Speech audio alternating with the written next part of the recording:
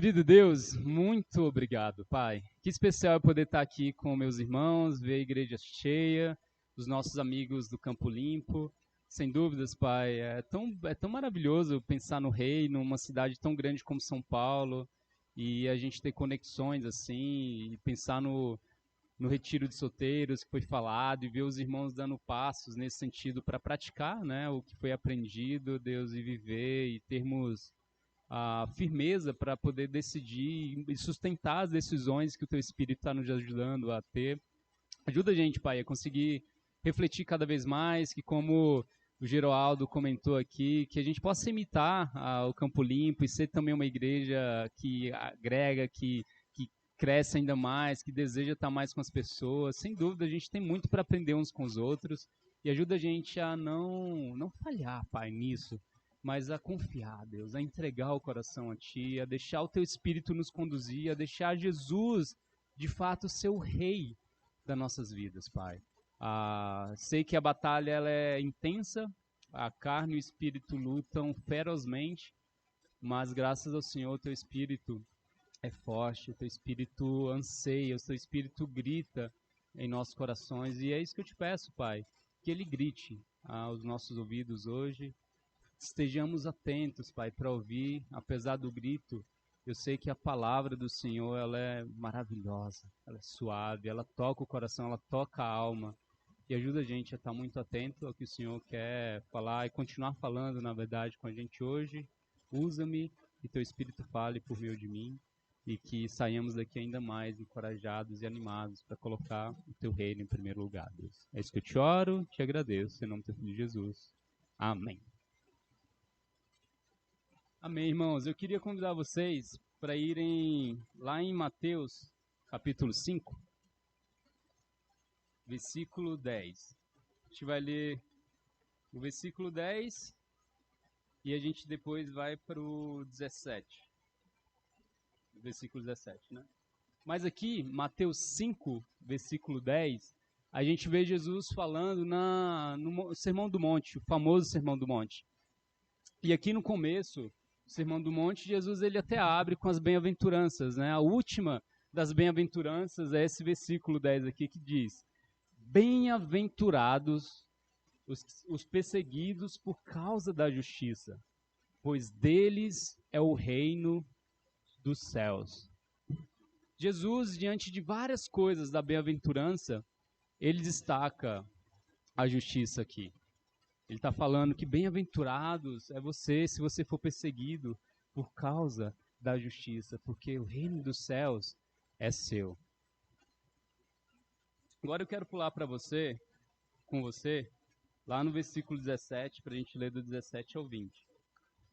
Então Jesus continua as bem-aventuranças e Jesus vai falando várias coisas que, para os judeus, fazia muito sentido. Ele pega alguns mandamentos lá de trás e ressignifica alguns desses mandamentos. Traz o que a gente entende como uma cosmovisão cristã de fato, Jesus dando a visão de fato sobre algumas dessas coisas, e a gente vê ele enfatizando aqui alguns pontos. Ele diz: não pensem que vim abolir a lei ou os profetas, porque Jesus estava lá enfatizando pontos, falando pontos fortes. Olha, vocês sabem o que foi dito sobre o homicídio, mas se você odeia no coração, você comete. O adultério, se você deseja no coração, você comete. E Jesus vai aumentando o sarrafo ali, vai ajudando as pessoas a perceberem que as leis de Deus, os mandamentos de Deus é muito mais do que só uma lista, um checklist. É preciso dedicar o coração. Então ele fala: olha, gente, não pensem que vim abolir a lei ou os profetas. Não vim aboli-los, mas cumpri-los. Em verdade, lhes digo que até que os céus e a terra desapareçam, de forma alguma desaparecerá da lei a menor letra ou menor traço, até que tudo se cumpra. Portanto, todo aquele que desobedecer a um desses mandamentos, ainda que dos menores, ensinar os outros a fazerem o mesmo, será chamado menor no reino dos céus. Mas todo aquele que praticar e ensinar esses mandamentos será chamado grande no reino dos céus. Pois eu digo que se a justiça de vocês não for muito superior à dos fariseus e à dos mestres da lei, de modo nenhum entrarão no reino dos céus. Jesus, ele aumenta muito aqui o sarrafo. Ele comenta sobre a justiça dos fariseus, e esse é o link que eu já queria fazer de primeira com você. Nas bem-aventuranças, Jesus fala que bem-aventurados perseguidos por causa da justiça, pois deles é o reino dos céus. E aqui Jesus está falando novamente da justiça e comparando com a dos fariseus. Mas antes eu queria ajudar você a pensar o que é a justiça, no fim das contas, né? Como a gente enxerga a justiça na nossa sociedade, no nosso meio. A justiça, no nosso contexto, inclusive, ela tem várias instâncias, né? A gente tem as áreas da justiça que fala da área eleitoral, por exemplo, no nosso país, a justiça militar, civil, penal. A gente tem várias visões da justiça, várias maneiras da justiça ela se colocar, né? E as leis, elas orientam as decisões. Então, se a gente pega qualquer lei, ela vai ter ali a lei estrita, seca, né, por assim dizer. A lei seca, ela é a lei de cabo a rabo, como ela é. Só que a gente tem a jurisprudência. A jurisprudência é a maneira como você vai pegar a lei e vai aplicar ela, e tem os precedentes e coisas, e a gente começa a ver que em algum nível a justiça ela vai tendo a sua complexidade. Ela não é só o 2 mais 2 e pronto, né, Simone? Às vezes tem 2 mais 2 pode ser alguma outra coisa aí e tudo mais. Não é necessariamente lógico. Existe todo um contexto, ao ponto de, em alguns casos, a lei ela se ajustar com o tempo. Pra você ter ideia, há algum tempo atrás, eu não vou saber dizer quantos anos, mas eu sei que há algum tempo atrás o adultério era um crime. Um crime no código. Então você não só estava pecando contra Deus, mas você poderia sofrer algo assim.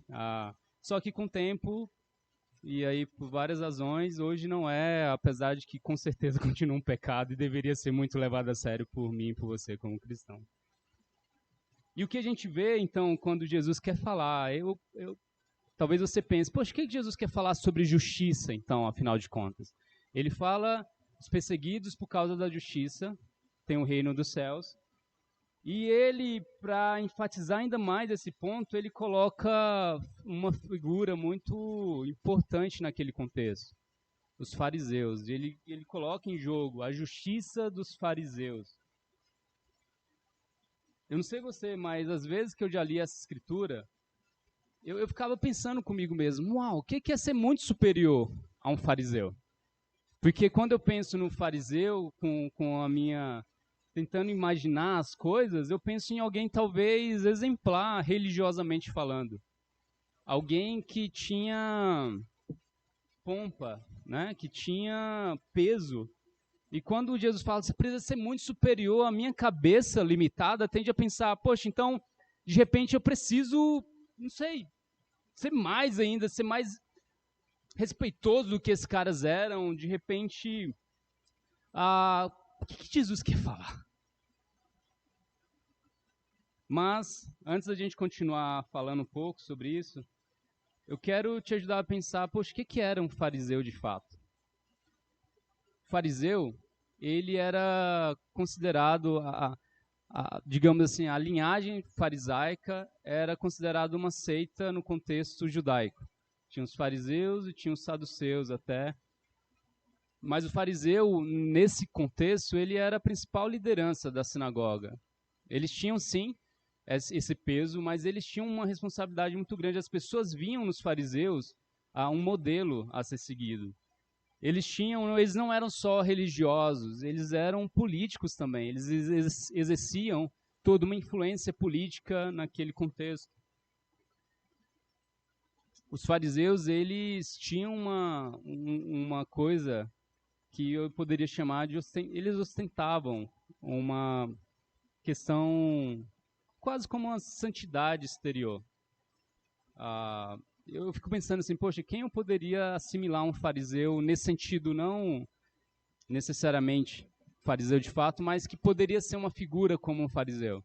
Então, se você pensar um sacerdote, qualquer que seja o contexto religioso da coisa, vamos lá, um papa ou um bispo que se intitula de alguma igreja evangélica nesse nível, alguém que você olha e fala, caramba, essa pessoa é tão santa, ela parece tão santa que é difícil talvez ter uma conversa com ela aqui, porque me intimida. Os fariseus intimidavam, porque eles tinham uma visão disso, assim, de uma santidade exterior. E a maneira como eles eram era diferente das pessoas. As pessoas tinham dedos para chegar até eles.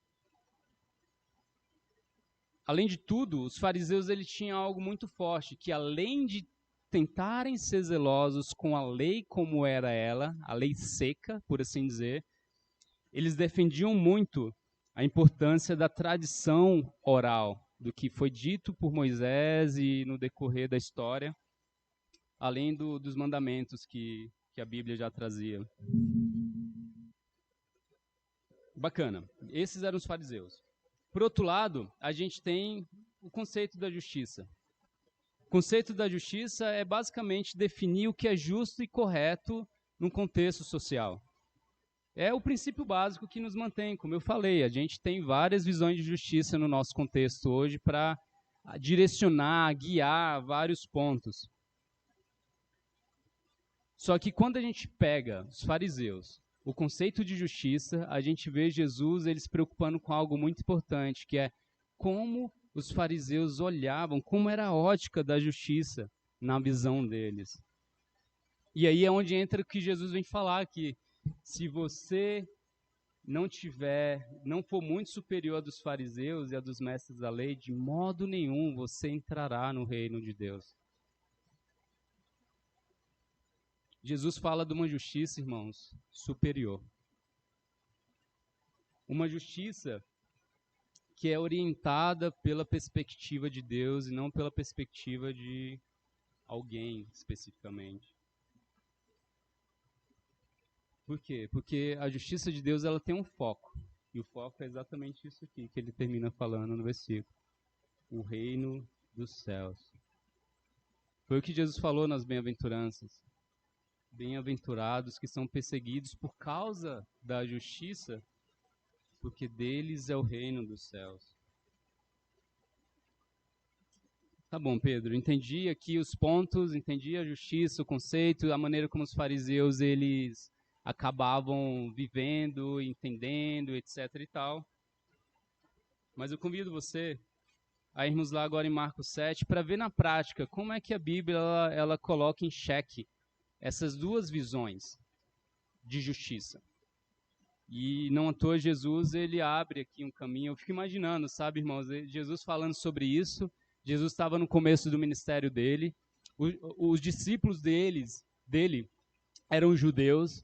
Tinham uma visão dos fariseus ali naquele nível religioso da coisa, e eu fico imaginando a cabeça deles queimando aqui, falando, caramba, o que Jesus está falando aqui com relação à justiça superior, porque esses caras são invejáveis nesse sentido. Não à toa a gente vê outros momentos no diálogo de Jesus com os discípulos, você lê as escrituras e vê, poxa, a cabeça dos discípulos estavam queimando.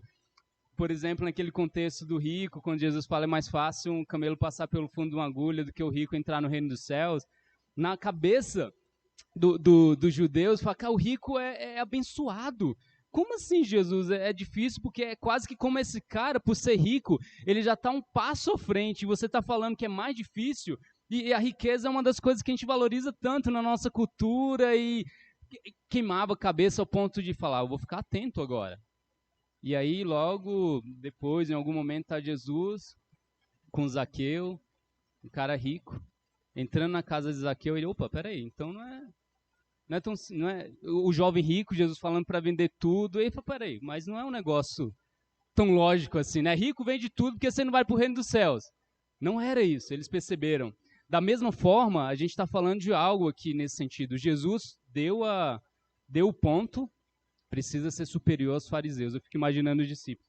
Caramba, deixa eu olhar um pouco melhor esses caras, né? Deixa eu olhar um pouco melhor o que eu posso fazer para ser superior a maneira como esses caras vivem, o que será? Vamos observar mais Jesus, o que ele está falando quando ele falar com eles, talvez depois, em João 3, a gente vê Jesus falando com Nicodemos, talvez os discípulos falam, Jesus, fala um pouquinho mais, você conversou profundamente com um fariseu, enfim. E eu quero te convidar a olhar com essa ótica. Depois do que Jesus falou aqui, a gente vai ver agora em Marcos 7, do 1 ao 23, Jesus ele lidando na prática o que é esse conceito da justiça.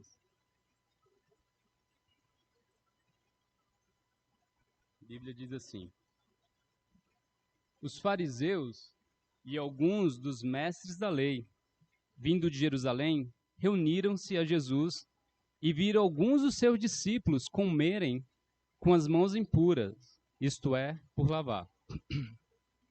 Os fariseus e todos os judeus,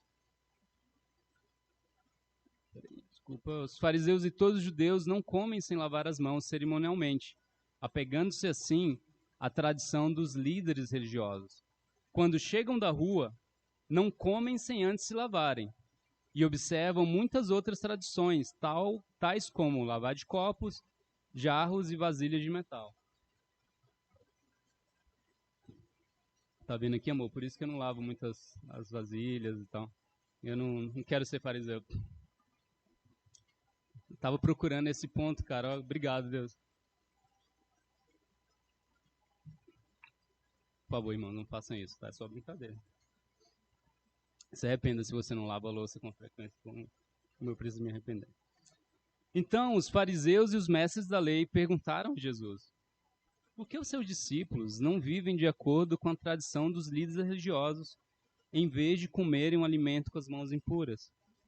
Ele respondeu: bem profetizou Isaías acerca de vocês, hipócritas, como está escrito: este povo me honra com os lábios, mas o seu coração está longe de mim.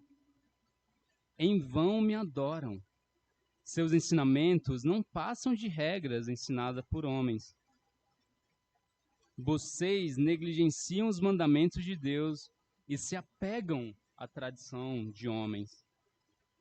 E disse-lhes: vocês estão sempre encontrando uma boa maneira de pôr de lado os mandamentos de Deus, a fim de obedecerem às suas tradições.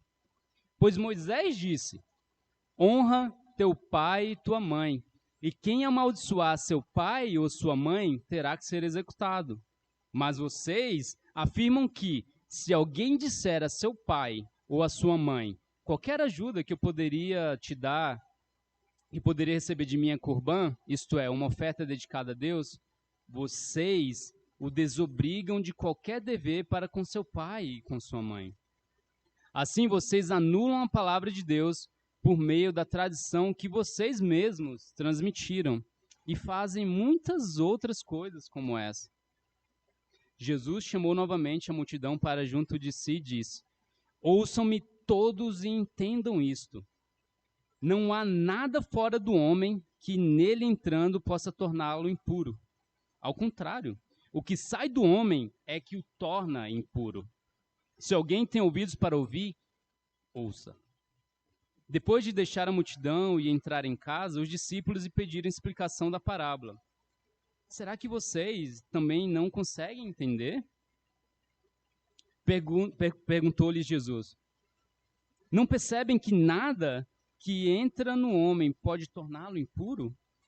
Porque não entra em seu coração, mas em seu estômago, sendo depois eliminado. Ao dizer isso, Jesus declarou puro todos os alimentos.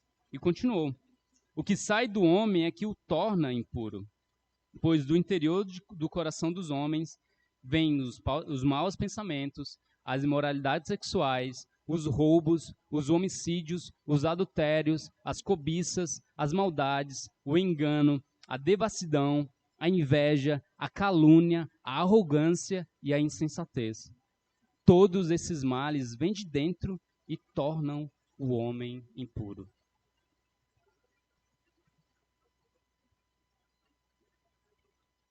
Irmãos, a gente vê claramente Jesus ele aproveitando aquela oportunidade para mostrar para os discípulos: é isso que eu falo sobre justiça, de Deus e justiça do fariseu.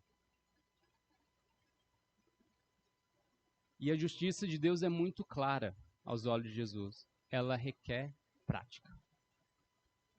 Essa é a grande diferença da justiça de Deus e da justiça do fariseu.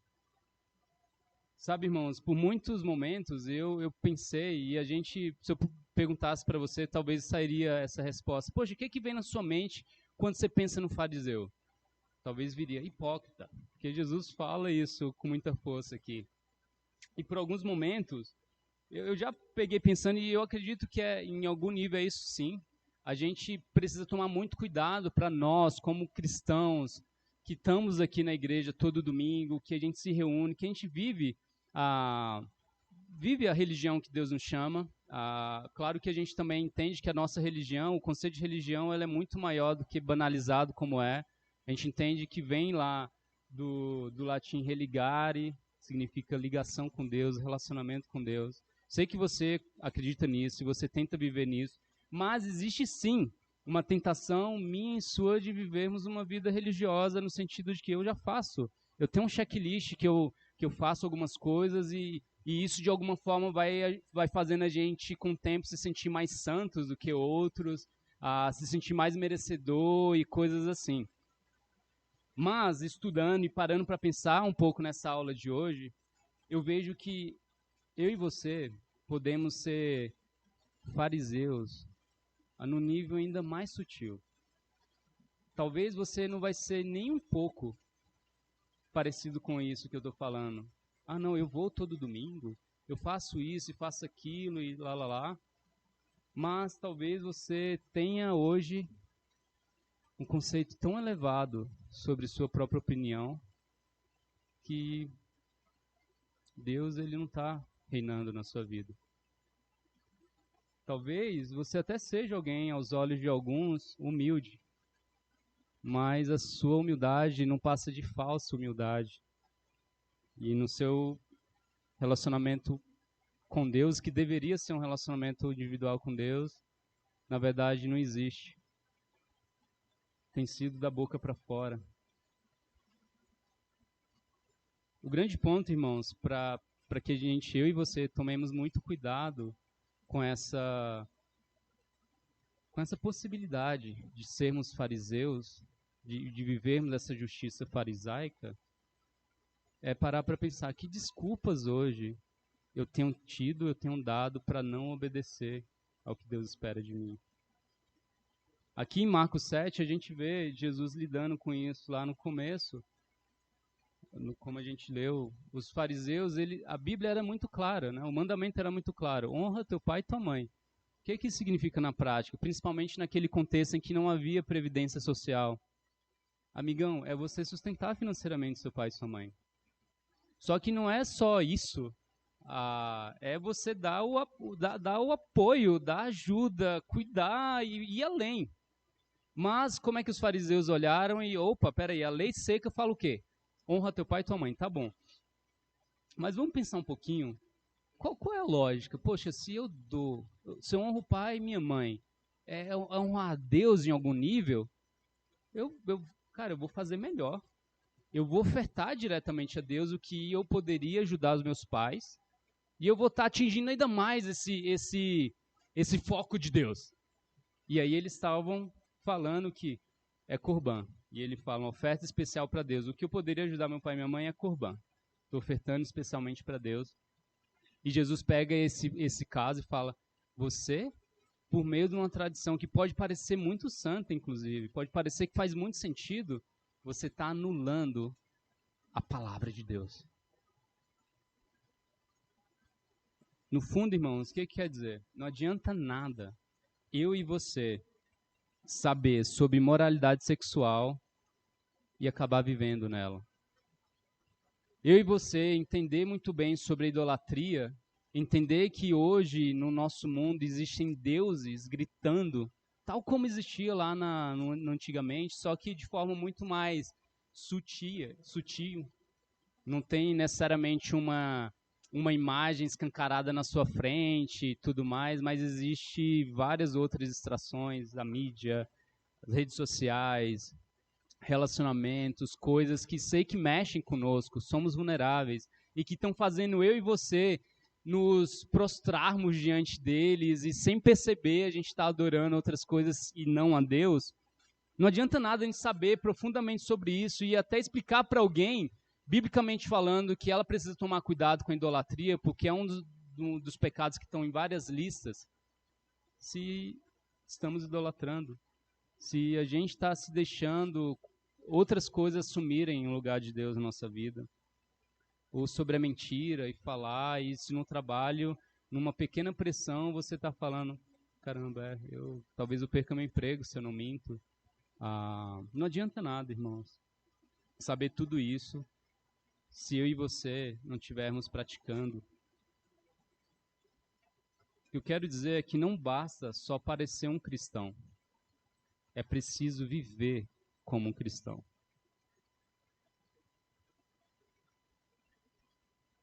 Uma coisa que eu e você precisamos muito tomar cuidado é porque quando a gente para pensar na raiz de todo, pensando, poxa, por quê? Por que somos tentados a agir como a justiça dos fariseus? Olhar uma escritura, por exemplo, como aquela que Jesus estava fazendo eles pensarem e tomar decisões que, no sentido, vão até totalmente contra a escritura, né? Por quê? A raiz disso, eu não tenho dúvidas, é uma falta de temor e obediência. Porque se falta temor no nosso coração, falta obediência a Deus, irmãos, abre porta para o achismo das nossas vidas. E o pior de tudo é a gente defender o achismo como uma verdade. Nesse sentido, eu queria trazer para você um foco, uma mentalidade muito usada na teologia, que é, onde a Bíblia fala, cale-se. Imoralidade é imoralidade. Isso aí, cale-se. É isso, não tem o que você acrescentar, falar. Idolatria é idolatria. Um outro conceito, teologicamente falando, pode ser onde ela não fala, aí a gente pode conversar. Tudo bem, a gente vai ser norteado pelos princípios. Então a Bíblia, por exemplo, um exemplo claro, a Bíblia não fala de namoro. Não existe ali, porque naquele contexto não existia, culturalmente falando. E a gente precisa conversar sobre isso. A gente precisa falar sobre os princípios para nortear um namoro e etc e tal. Mas onde ela fala, cara, tema, respeite.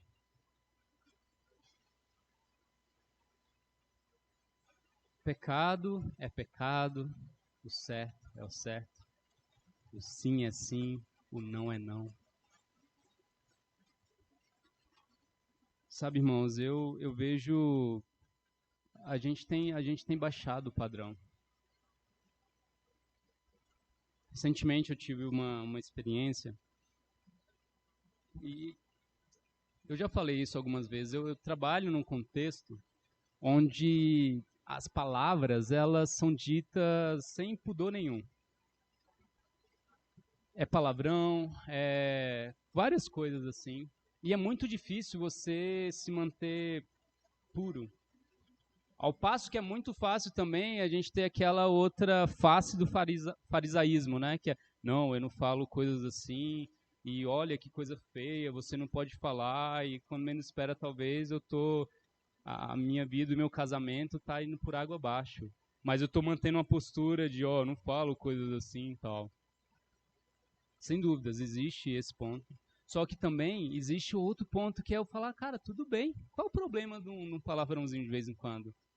Qual o problema de, poxa, isso é chato, né? Eu falo e eu não falo nada e às vezes eu quero falar um palavrão e falo mesmo. E teve uma determinada situação que a gente estava com alguns irmãos, a gente estava conversando e houve uma brincadeira nesse sentido. E eu não, irmãos, eu não podia ficar calado. Basicamente foi uma brincadeira de cunho sexual. E aí você olha, e como é que é a situação, né? Quando você tenta se preocupar em não ser digamos assim, o que seria um fariseu, que, no meu ponto de vista, o fariseu é o cara que vai apontar, né? Opa, você não pode fazer isso, hein? Talvez eu e você, por alguns medos, a gente, cara, eu não, deixa lá, vai, tudo bem, não foi nada demais, é só uma brincadeirinha e tem intimidade aqui, tá tudo bem. Mas e quem tá vendo a gente? E quem em algum momento a gente vai chegar e falar, amigão, eu sigo Jesus. Essa pessoa vai falar, pô, mas eu não te levo a sério não, amigo. Jesus não falava as coisas que você fala. E nessa situação, eu conversei com esses irmãos, falei, cara, a gente precisa, não pode chegar nesse nível de brincadeira. Uma das respostas que eu obtive foi, mas peraí, veja bem, eu acho que a coisa tem que ser mais natural. Porque se a gente vai colocando coisinhas assim, afasta as pessoas. Eu falo, não. Efésios 5 fala que entre vocês não deve haver nem sequer menção de moralidade sexual. Certo é o certo, irmão. Por mais difícil que seja eu ser o chato do rolê, eu quero que tenham chatos do rolê perto de mim para me ajudar a ser mais santo, ser mais parecido com Jesus. Irmãos, precisamos aumentar o sarrafo, a maneira de Cristo. A justiça de Deus se baseia na prática a escrituras como essa. E não é uma escritura que eu ouço, que eu até consigo falar, mas que ela não tem tido efeito na minha vida. Tem efeito, irmãos. Cada palavra, cada vírgula que Jesus fala tem efeito prático na minha vida e na sua vida. Então, quando ele está falando sobre justiça, Jesus não está filosofando, não está colocando a justiça, então... Não, ele está falando de coisas práticas. Ele está falando que eu e você precisamos sim respeitar a Deus, precisamos sim respeitar o que ele está falando. E precisamos sim sermos muito superiores aos fariseus. Jesus fala do fermento dos fariseus em outros momentos. Jesus fala de coisas, irmãos, que eu e você não podemos parar de ouvir. Eu sei que vivemos numa sociedade volátil. Eu sei que eu e você somos tentados a irmos seguindo a onda. Não, mas hoje é diferente. Sem dúvidas, a nossa sociedade ela é diferente em várias coisas. Ela evolui, ela recai em algumas coisas. Mas a palavra de Deus, ela não muda. Ela não vai mudar. É o que Jesus falou. Não muda, eu não vim abolir, eu vim cumprir. Porque a palavra de Deus não muda. Irmãos, não falte o temor no seu coração. Abra o seu coração. Sabe, eu percebo quanto é muito tentador e é muito triste a gente viver uma vida com base no que eu acho. Era isso que os fariseus representavam. Eles achavam muito, ao ponto de que o achismo deles levou Jesus para a cruz. Foi o achismo deles que convenceram os sacerdotes, o sumo sacerdote, na segunda opção, na chance que Jesus tinha ali de se livrar diante de Pilatos. Foi o achismo deles que incitou o povo a gritar, crucifica-o. Que fez o povo escolher a soltar Barrabás a Jesus, o injusto pelo justo. E possivelmente é o seu achismo que está te levando para longe do reino dos céus. Talvez seja o meu achismo. E como resolver isso? Precisamos de conexão, irmão. Como foi falado aqui, né? Conexões. Com quem? Com Deus, primeiramente. Porque aí o papo é outro. Se você está se conectando com Deus, irmãos, eu posso falar a coisa mais difícil de se ouvir. Você não vai enxergar o Pedro falando, se for algo direcionado de Deus, baseado na Bíblia. Você vai enxergar Deus falando. Né? Você não vai levar para o pessoal, é isso que eu quero dizer. E se a gente está conectado, A gente vai pisar de vez em quando no calinho um do outro, sim. Amém. Mas isso forja. Meu relacionamento com a Hannah é maravilhoso. Em grande parte porque a gente de vez em quando tá pisando no calo um do outro. E tá vendo, opa, aqui dói, então vamos cuidar, né? Uau, aqui mexeu com algumas coisas. Obviamente o relacionamento não se baseia só em pisada de calo. Na verdade, eu acho que é menos até. É muito mais conexão, comunhão, amor. É isso que a gente precisa, irmãos. De conexão. Eu e você, no nosso individual, estava conversando com o irmão essa semana. E ele trouxe uma frase que me fez refletir muito, principalmente na postura que a gente tem aqui como pessoas que pregam a palavra, né? Que se expõem nesse nível. Ele falou que define a força de um homem, de uma pessoa de Deus, não é o que é visto aqui, mas é o que é feito em secreto. Uau! Uau! Essa é uma boa maneira de você lidar com a tendência farisaica. Cara, o que eu estou tentando provar para as pessoas? No secreto, quem eu tenho sido? Na luta ali, na tentação, eu tenho cedido, eu tenho resistido com Deus. Eu tenho aberto meu coração, eu tenho tido um pingo de humildade para pedir conselhos, que quer que seja. A Bíblia fala para a gente não se apoiar no próprio entendimento. E quando a sabedoria está clamando a gente lá em Provérbios 3, não se apoie no seu entendimento, irmãos, porque se você estiver fazendo isso hoje, você está muito longe do reino dos céus. Precisamos um do outro, precisamos fortalecer as nossas conexões. O discipulado precisa sim ter conversas nesse nível. E eu quero encorajar você, de forma prática, depois do que eu acabei de falar, converse com o seu discipulado essa semana. Pedro, eu não tenho parceria. Conversa com o irmão que você respeite. E ao mesmo tempo tente manter uma conexão. Não fica nisso, irmãos. E expresse o seu coração. Fale quais tentações você tem tido hoje que tem te tornado um fariseu. O que você tem achado e que, na verdade, você não sabe nem o que a Bíblia fala sobre. Às vezes tem isso, né? A gente acha muita coisa, a gente está cheio da certeza, mas você sequer deu uma pesquisada nas escrituras para saber o que a Bíblia fala sobre um tema específico, sobre finanças, por exemplo, né? Às vezes você pode estar tendo dificuldade nesse nível. Mas, por favor, irmãos, conectem-se. Conecte-se com Deus, conecte-se um com o outro.